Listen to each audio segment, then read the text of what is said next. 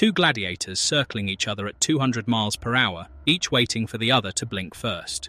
At Misano, Marquez didn't just win his 11th Grand Prix of 2025, he delivered a masterclass in psychological manipulation that left Bezzecchi questioning everything he thought he knew about racing. The silence that descended over Misano wasn't ordinary. It was the kind of eerie quiet that only emerges when human beings push themselves so far beyond their limits that even the roaring crowd holds its breath. What we witnessed wasn't just a race, it was a chess match played at breakneck speed, where every move was calculated 3 corners ahead. From the moment the lights went out, Marquez transformed into a hunter. Starting 4th, he carved through the field like a knife through silk, positioning himself directly behind Bezzecchi by turn 1. But here's where most people missed the genius. This wasn't aggression, it was strategic positioning. Marquez had just placed himself inside Bezzecchi's head, forcing the Aprilia rider into an impossible choice: defend and cook his tyres, or attack and leave the door open. Simon Crafer caught the psychological warfare perfectly in his commentary, watching Bezzecchi's front wheel wobble as he pushed desperately hard in those opening laps. The Italian was fighting 2 battles simultaneously, one against the clock and another against the relentless presence breathing down his neck. Marquez had turned Bezzecchi into his own worst enemy. What happened next was pure artistry disguised as racing. While Bezzecchi's Aprilia was sharper off the line and devastating through the first sector, Marquez was playing a different game entirely. He was studying, learning, cataloguing every microsector where he held an advantage. Sector 2 to 3 became his laboratory, where he consistently demonstrated superior braking and change of direction capabilities. The turning point came with a confession that would haunt Bezzecchi long after the checkered flag. The rear compound switch between sprint and GP distances had become his Achilles heel. With the soft compound, he was unstoppable on the brakes. With the medium, he was vulnerable. From lap 8 onwards, every braking zone became a potential crime scene, with Marquez as the perpetrator waiting for his moment. Lap 12, turn 8. This is where Marquez revealed his true intentions. That tiny mistake from Bezzecchi, that split-second release of the front brake to avoid a lockup, wasn't random bad luck. It was the inevitable result of 12 laps of sustained psychological pressure. Marquez had been herding this race toward that exact moment, living on Bezzecchi's reference markers, narrowing his decision tree until only one outcome remained possible. The pass itself was surgical, clean, calculated, and utterly devastating in its precision. But what separated this from ordinary overtaking was the preparation, 12 laps of mental warfare that made that gap appear as if by magic. When Marquez struck, it felt less like an opportunistic move and more like destiny fulfilling itself. Michael Laverty's observation from the commentary booth revealed the true depth of what we were witnessing. Neither rider looked like they were under pressure, yet both were operating in the red zone for 75% of the race. This wasn't just about speed, it was about who could maintain composure while their world exploded around them at 200 miles per hour.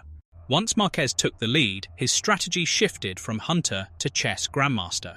Managing pace while dancing on the knife's edge of track limits, he admitted to making 3 consecutive mistakes at turn 11.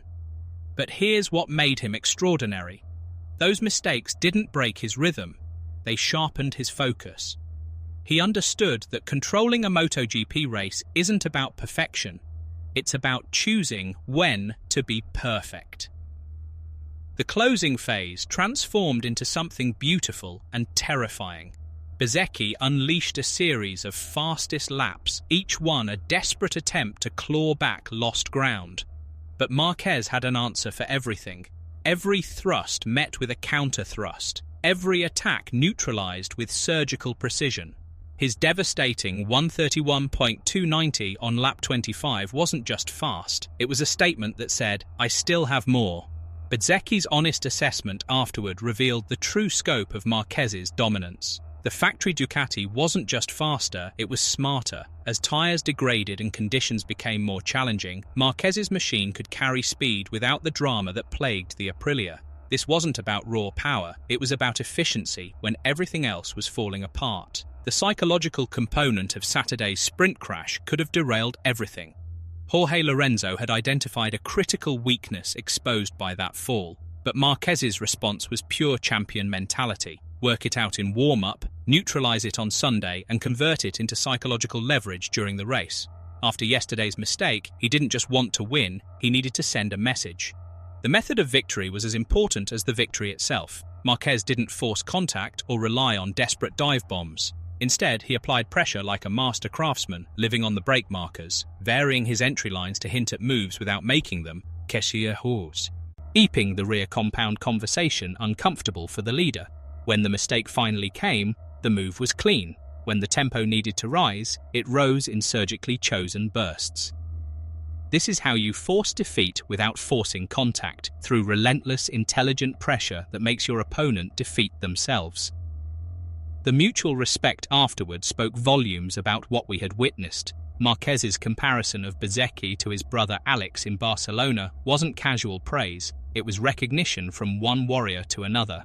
But Bezzecchi's response provided one of the season's most poignant quotes. "Besides the victory, this is maybe the best race of my life. I gave my all and I'm destroyed trying to give the fans the best show I could."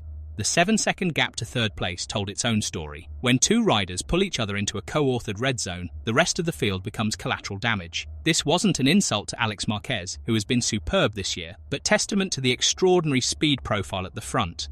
Marquez's celebration, holding his leathers to the crowd in a Lionel Messi-style flourish, wasn't arrogance. It was pure expression of identity.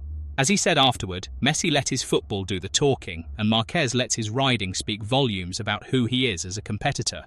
Behind the scenes, even Ducati felt the pressure. Tardozzi's guidance, "Give everything," followed by "Okay, everything but slow down a bit" after the Saturday crash, captured the tightrope every team walks with their alpha rider. Let him push, but get him to the flag. The bigger picture reveals a sport in evolution.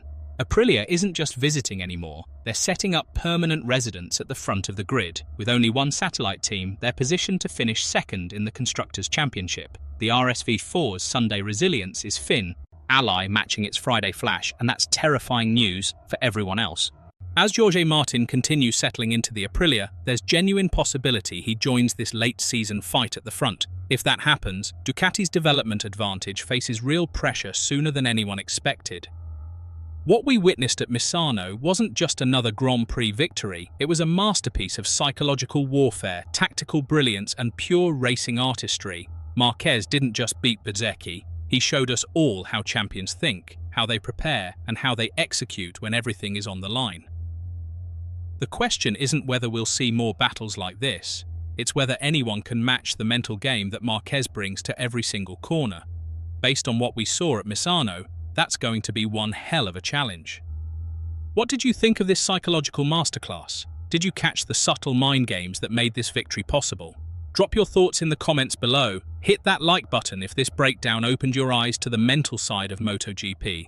And make sure you're subscribed because we're diving deep into every race, every strategy, and every moment that defines champions. Trust me, you won't want to miss what's coming next in this incredible 2025 season.